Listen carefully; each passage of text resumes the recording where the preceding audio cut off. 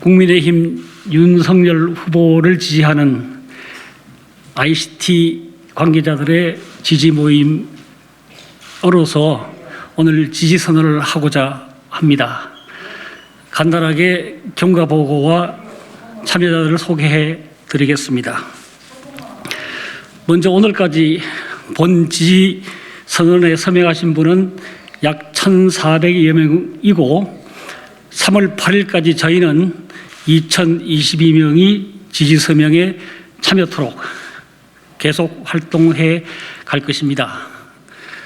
먼저 지지선에 동참해 주신 1,400여 명의 ICT 관계자 여러분들에게 진심으로 감사의 말씀을 드립니다. 저희는 지난 9월부터 이 지지선언 모임을 준비를 해서 약 3개월 동안 기초 인프라를 구축을 해서 핵심 요원들을 이 모임에 참여케 하였고 12월경에는 임의회 단체인 IT 커뮤니케이션 위원회라고 하는 명칭을 만들어서 이 조직을 본격적으로 활동하게 되었습니다. 지지선언은 1월 3일부터 시작을 해서 네이버의 앱을 통해서 지지서명을 받은 바 오늘 현재 한 달 보름이 경과한 이 시점에 약 1,400여 명이 지지서명에 동참을 하셨습니다. 말씀드린 대로 선거 전인 3월 8일까지 2,022명이 본 서명에 참여토록 적극 활동해 나갈 것입니다. 여기 참여하신 분들이 그 의사 핵심 멤버들로서 그 사이에 우리 지지 모임을 오늘에 이르게 도와주신 분들로서 제가 간단히 소개를 하겠습니다. 본 지지 모임은 3개의 위원회로 구성되어 있습니다. 하나가 우리 교수님들로 구성된 IT 정책위원회, 또 하나가 조직력 강화를 위한 각 분야별 위원회, 그리고 지역별 위원회, 이렇게 3개의 위원회로 나누어서 각 위원장을 중심으로 활동을 한 바 오늘 정책에 대해서는 정책위원장인 서울대학교 컴퓨터공학부의 신영길 교수가 그간 준비한 것을 그 큰 그림에서, 큰 틀에서 4가지 정책을 제안을 하게 될 것이고요. 그 다음에 나머지 분들은 우리 조직에 도움을 준 분들이어서 이분들이 바로 이런 활동을 했다는 소개를 간단하게 해 올리겠습니다. 그 ICT 코리아 포럼이라고 하는 조직을 만들어서 전국에 서울권, 중부권, 영남권, 호남권 이렇게 해서 전국에 약 500여 명의 회원을 모집해서 활동해 주신 이태우 위원장도 이 자리에 함께 모셨습니다. 이와 같이 오늘 모이신 이분들은 정책에서 그리고 조직에서 오늘의 이 선언이 이 정도로 규모로 여러분들 앞에 선언할 수 있도록 도와주신 분들이라는 점을 말씀을 올리겠습니다. 이 정도로 오늘의 경과보고를 마치고 이어서 서울대학교의 신영길 교수님께서 그간 준비한 정책 중에서 대표적으로 큰 정책 4가지를 제안을 해 주시도록 하겠습니다. 신 교수님 부탁합니다. 네, 지금부터 윤석열 정부에 바라는 디지털 정책에 대해서 말씀드리겠습니다. 우리는 인간과 기계 및 모든 사물 간의 연결이 언제 어디든 자유롭게 이루어지고 더 나아가 메타버스와 같은 기술에 의해 현실과 사이버 세계가 연결되고 그러한 디지털 문명의 새로운 흐름을 맞이하고 있습니다. 이러한 초연결 기반 위에 빅데이터와 인공지능에 기반한 디지털 전환이라는 큰 흐름은 우리 사회 및 산업 분야에 많은 변화를 가져오고 있습니다. 우리는 이러한 디지털 전환의 큰 흐름이 모든 국민에게 혜택을 주고 대한민국이 새로운 디지털 문명 세계의 선도적 역할을 할 수 있도록 다음에 4가지 정책을 제안합니다. 첫째, 디지털 플랫폼 기반 정책 투명성 시스템 구축을 제안합니다. 정책 투명성 시스템은 정책 입안부터 기획, 실행 등 일련의 과정에서 생성되는 모든 데이터의 디지털 정보화 및 관리를 위한 플랫폼이며 이를 통해 정책의 실명화, 투명화 및 지속적 모니터링이 가능하게 됩니다. 우리는 지난 2년간 코로나 사태를 맞이하여 대응 정책의 기반이 되는 데이터에 대한 신뢰 및 결정 과정을 공감하지 못하는 상황에서 정치적 결정을 따를 수밖에 없었습니다. 정책의 투명성은 책임지는 사회 실현을 위해서 필수적입니다. 두 번째, 인공지능 기반 교육 서포터 시스템 구축을 제안합니다. 디지털 교육 서포터 시스템은 학생의 학습과 발달에 도움이 되는 인공지능 기반의 맞춤형 교육을 포함하면서 학생의 진로 설계에 필요한 주요한 교육 정보와 데이터를 제공하여 사교육의 입시 컨설팅을 대체할 수 있습니다. 또한 국내 학교, 해외 학교, 사회의 교육 및 문화 현장을 연결하여 학생이 거주하는 지역의 한계와 가정 배경에 따른 교육적, 문화적 경험의 차이를 극복하게 하고 보다 보편적인 세계관과 도덕성을 지닌 인격 형성에 기여할 수 있습니다. 특히 교육 문화 환경이 열악한 지역, 보육시설, 북한 이탈 및 다문화 가정 등에 적극적으로 보급함으로써 개별 학생의 배경에 따른 교육 기회의 불평등을 해소할 수 있습니다. 세 번째, 10만 장인의 디지털 전환 정책을 제안합니다. 우리 시대의 장인은 제조업, 농업, 수산업 분야의 전문 기능인 및 문화예술인들을 포함합니다.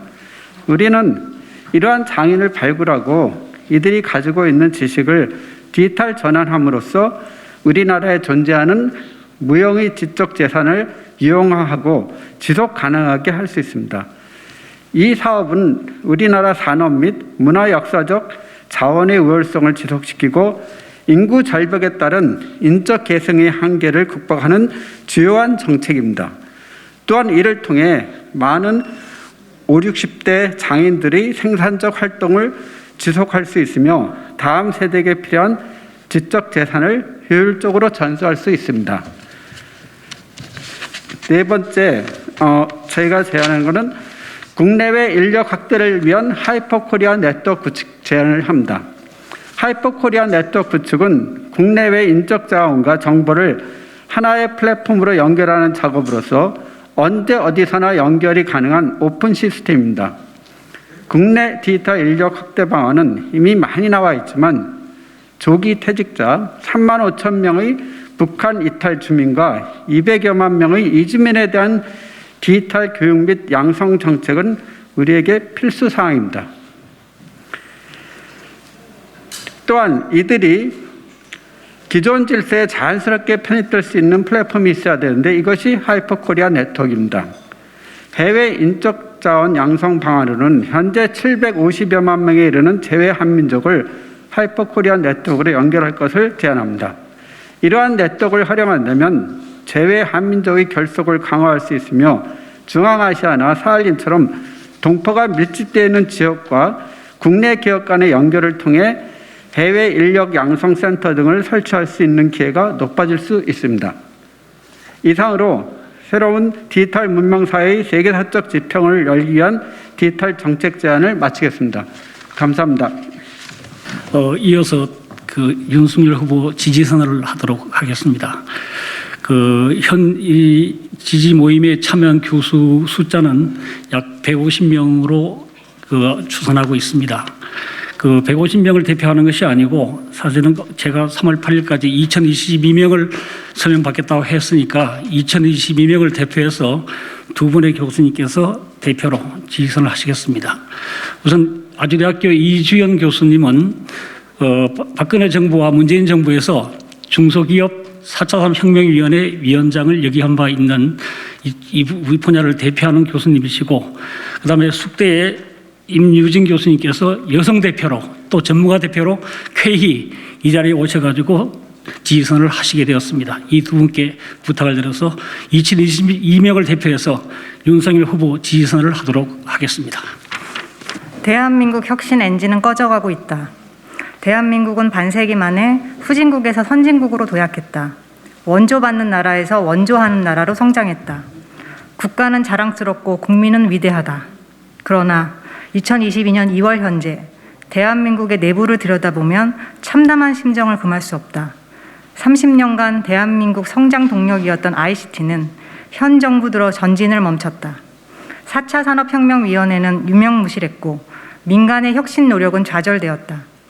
적폐청산이라는 허울로 정치적 이해관계만 앞세웠고 과학기술계와 ICT 분야 전문가마저 편가르기 대상이 됐다.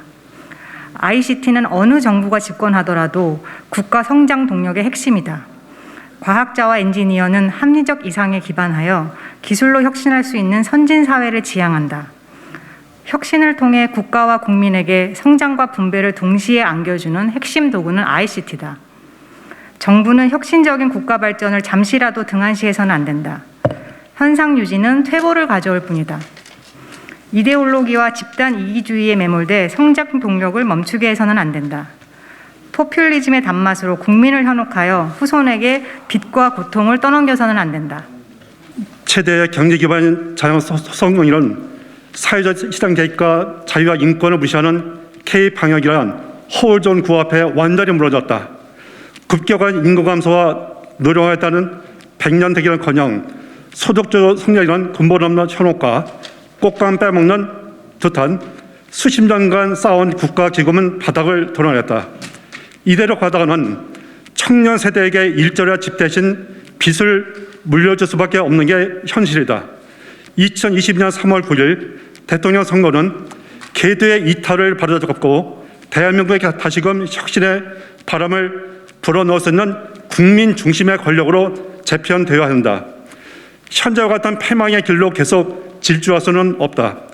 대한민국의 ICT 엔진을 다시 점화하여 민간 주도의 경제를 재도약시킬 것인지 이대로 주저앉을 것인지를 판가름해야 한다.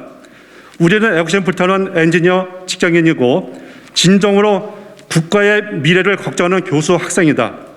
현 정부는 우리의 사무실과 연구실로부터 정치 현장으로 내몰았다. 편가르기, 말바꾸기, 내로남불 일삼는 정치군에게 우리의 대한민국 미래를 맡길 수는 없어 이렇게 나섰다. 우리 대한민국을 책임질 차기 대통령은 국민의 분열과 온갖 포퓰리즘으로 기말을 일삼는 인물이 되어서는 안 된다. 좌우를 넘어 국민을 통합하고 국가 품격을 반듯하게 세우는 인물이어야 한다. 우리는 공정과 혁신을 바탕으로 새로운 대한민국을 이끌 지도자로 국민의힘 윤석열 후보를 지지한다. 윤석열과 함께 대한민국 ICT 분야가 오만물 시대 나아가 G3 국가로 도약하는 성장 동력으로 기여하기를 간절히 바란다. 윤석열과 함께 대한민국의 상식과 공정이 통하는 인류 국가로 도약하기를 염원한다. 2022년 2월 16일